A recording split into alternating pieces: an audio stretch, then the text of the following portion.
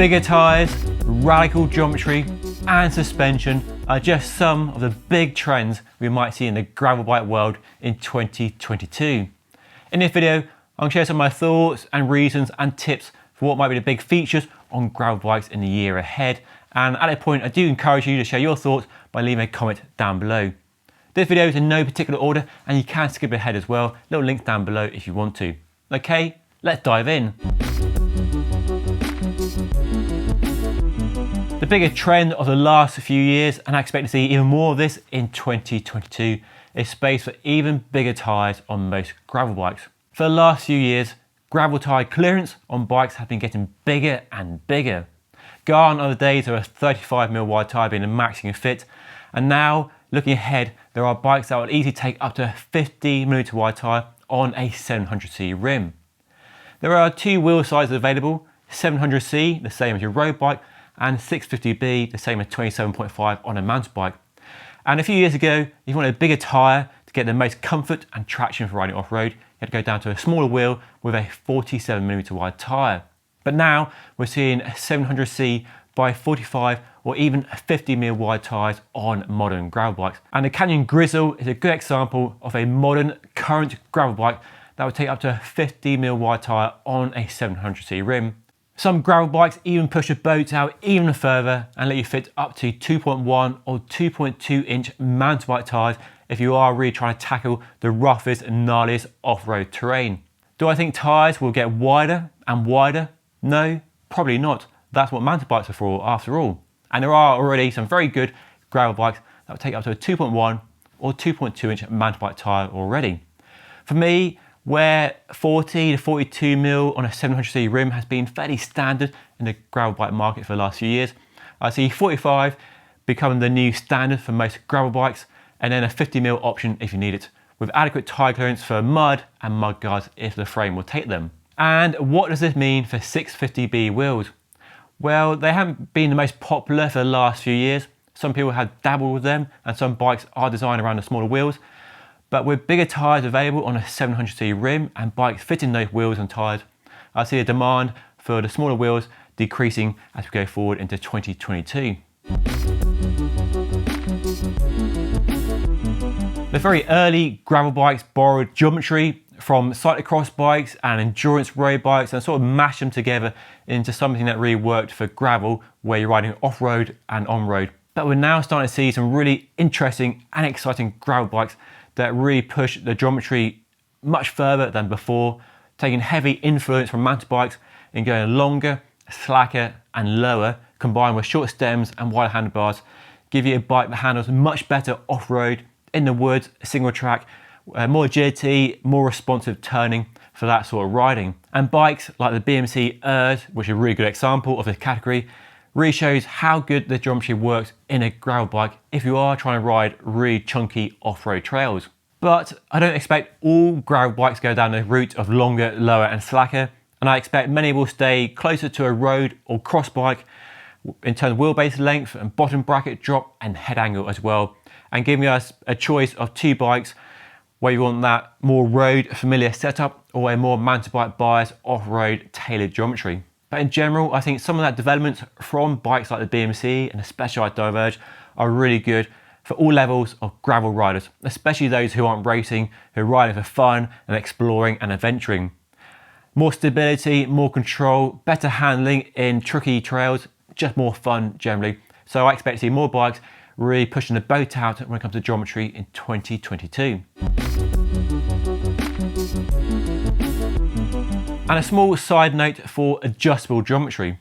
We've had some examples of adjustable geometry with the Cervelo Espero, the GT Grade and the Rondo Route, which both or all three have adjustable geometry in the fork dropouts. And that's all centered around adjusting the trail, the fork offset for different wheel sizes. But the new Giant Revolt introduced rear adjustable geometry in the dropouts, giving you a longer or shorter wheelbase for more or less tyre clearance. And you can have a shorter, more nimble setup or a longer, more laid back setup. So will we see more adjustable geometry going forward? Perhaps. I don't see it being the biggest innovation in the gravel bike market, but But as gravel bikes are increasingly being stretched in different directions, from road racing, gravel racing, to bike packing, adventure riding, and very different demands, maybe adjustable geometry might give you one bike that can easily be set up for one type of riding, depending on where you put the dropout chips in the fork or the rear stays. So we might see more developments in adjustable geometry on gravel bikes going forward. One of the big developments that really came to fruition last year was suspension.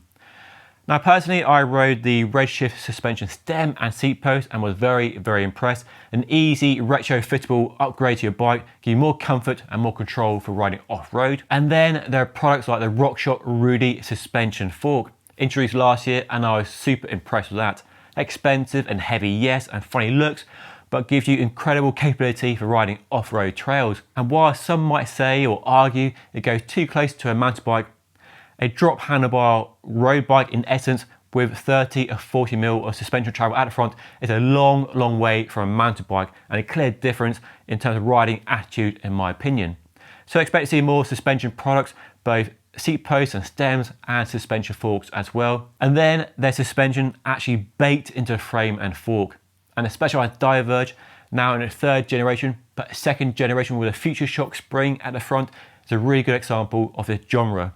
So we have a small bit of suspension underneath the handlebars to give you more comfort when you're riding over cobbles, rough roads, or gravel, roots and rocks.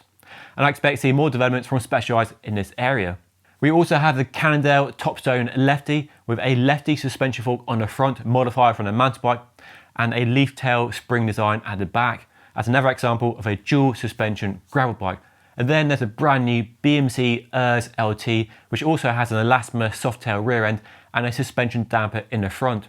So 3 examples straight off the bat there, and I expect to see even more develop over the next few months, and hopefully we'll see some really interesting and exciting developments, because personally, I think there is a space for a small amount of suspension on a gravel bike while keeping a clear difference and separation from a mountain bike. For those people who like the performance and versatility you get from a gravel bike, but want a slightly softer ride if they're not racing, but they're riding for fun over gravel, doing bike packing where comfort is a real factor. So more suspension, not too much, just enough, should be a good tip for the year ahead. While suspension is, in my opinion, a good direction to go in for bike manufacturers, one direction I'm not so keen on is internal cable routing. And we've seen this on a few bikes already. There's a BMC ERS I reviewed last year, and the brand new Orbea Terra and the brand new Scott Addict Gravel are 2 brand new gravel bikes that I haven't actually yet seen in the flesh because they're so hard to get hold of. But they both have something in common, and that's full internal cable routing at the front end. Now we've seen road bikes, most top-end road race bikes and aero race bikes go down a full internal cable routing. And it's clear from all the comments I see on my channel here on Just Ride Bikes and on social media that there are as many people who want internal cable routing as those who don't want internal cable routing. But it's clear from the direction we're seeing from the likes of Specialized and Trek and Canyon and Cannondale that they're going after that full internal, full integrated front end for more aero perhaps, but also for a cleaner, more modern look that many people expect from a modern road bike. And we're now seeing that being drip fed into the world of gravel bikes. And is it a good thing, a bad thing? Well, clearly it depends on your point of view and your preference over internal versus external. And if you're racing, it's probably okay. But for me, one of the beauties of a gravel bike is the simplicity, the low maintenance, the fact that you can ride anywhere, bike packing, do a multi-day or multi-week adventure. And perhaps there having internal cable routing, if any problems arise, isn't the best in the world. And I don't mind external cable routing if it's done well. So we might see more internal cable routing going forward, and whether it's a backlash from you people watching this against that remains to be seen. While I started off this video talking about bigger tyres being a big trend, there's another interesting trend where bigger tyres aren't the main focus. I'm not sure what you might call these, but I'll go with dual purpose road and gravel bikes, or perhaps all road, which is a term being floated around a few years ago but never really stuck. And the Villiers Rave is a really good example of this, and there's also that Allied Echo and bikes like the Cervelo Espero and any fast gravel bike arguably. So what that Villiers Rave in a way presented in 2 builds, a road and a gravel setup. It's trying to offer one bike that can really do road and gravel. You can buy it in a road or gravel setup, or buy 2 sets of wheels and have a bike that's as fast, potentially on the road, as your normal lightweight aero road bike, but also just as fast off-road. It's definitely a bike in the gravel setup that leans more towards fast, smooth gravel, less single track in the woods, where you want more agility from a bike that can turn more easily, from more radical progressive geometry and perhaps suspension. But for fast, flat out riding, that sort of bike can work quite well. And this Velia Rave in particular doesn't go super massive on the tyre clearance. A 42mm is as wide as you can get, which 3 years ago would have been pretty progressive, but now it looks pretty narrow compared to where that Canyon Grizzle, for example, is going with up to a 50mm wide tyre. So I think it's really interesting to see whether this market for a dual purpose all-road gravel bike really takes off. There's more and more people coming to gravel from different directions, whether mountain bike or commuting or road racing. And I think those people coming from a road racing background who love speed, are addicted to speed, power meters and Strava and all that jazz, these are the sort of bikes they might go after, rather than the more capable bike packing options with mounts for everything you might want to fit, kitchen sink, etc. So that stripped back, clean focus, more road bias geometry and a reasonably wide gravel tyre might be just enough for them. If you're enjoying watching this video so far, and I do hope you are, but you haven't yet subscribed, what are you playing at? Are you mad? Hit that red button down below and change all that in an instant, and make sure you don't miss out on any future videos such as bike reviews, trend pieces like this one, tech guides, tech news and bike guides and much more. So hit that red button down below and support the channel. And finally, one of the other big changes coming to the gravel bike world in 2022 isn't a new bike or a new product, but the UCI. Yes, the UCI are jumping on the bandwagon of gravel and launching their own World Series and World Championships event. So you can get a rainbow jersey for the gravel bike discipline. It was announced last year to quite a mixed reaction. Some people clearly hate the idea of the UCI getting involved in gravel and some people support it. But what's clear, the reaction it caused is because gravel sits away from road racing with all its rules and restrictions and age brackets, and it's much easier, much more accessible, and that's why gravel events have become so popular. Just you, your bike, no rules, you do whatever you want, and that has been the big growth area of gravel. It's just about riding a bike. The UCI coming in with all their rules and red tape, and you must do this and you can't do that, does get away from the freedom, experience of gravel and makes it like a road race. And while there are reasons to be fearful about all these ex-pros getting into gravel and the UCI now getting involved, is that it gets away from the spirit of gravel, which is no rules, no restrictions, no rainbow jersey, just you, your bike, your mates, like-minded people riding for fun. And some people might try and ride a bit faster at the front if they want, but everybody's there under the same sort of gravel experience, spirit, banner, whatever you want to call it. But the more positive view is that the UCI's decision to get into gravel shines a spotlight on the gravel bike sector and increases its awareness and possibly participation at events that might never have happened before. So it could actually create a bigger boom in gravel, which is great for people selling bikes, people doing events, and people like gravel riding where there might not be events nearby.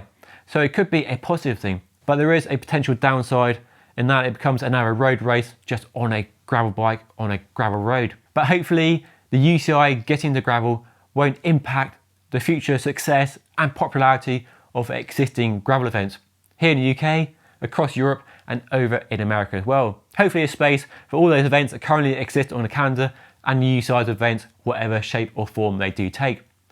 So I remain open-minded to the UCI getting involved in gravel. I look forward to seeing what they do introduce, and hopefully it's a good thing for gravel biking and isn't negative in any way, but time will tell on that front. Do let me know what you think by leaving a comment down below. And there we go then, some of my tech trend predictions for the gravel bike world in 2022, and do let me know what you want to see or hope to see by leaving a comment down below. And if you enjoyed watching this video and you want to see more tech trend predictions for the year ahead, then check out this video up here, and don't forget to subscribe by hitting the button right here. Right, that's all for now. Thank you so much for watching. I'll see you all again very soon.